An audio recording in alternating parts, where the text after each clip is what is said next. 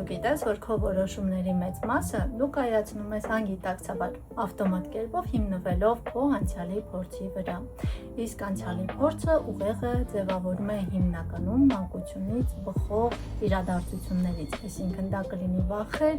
դա կլինի տրավմաներ եւ նմանատիպ այլ երևույթներ, որոնք արդեն հիմք են դրել ձեզ մոտ եւ այն արդեն անկախտելի է դարձել։ Եվ երբ դու բախվում ես որևէ իրավիճակի հետ, որը ստանդարտից դուրս է քո կյանքում, ուղեղը ավտոմատ կերպով սկսում է համեմատել անցյալի փորձի հետ։ Ու ստացվում է այնպես, որ դու արձագանքում ես ոչ թե ներկային, այլ քո հին ծրագրերին։ Դրա համար է, որ մարդիկ շատ հաճախ կրկնում են նույն սխալները, հայտնվում են նմանատիպ տոքսիկ հարաբերությունների մեջ, չնայած որ շրջապատող մարդիկ ուրիշ են,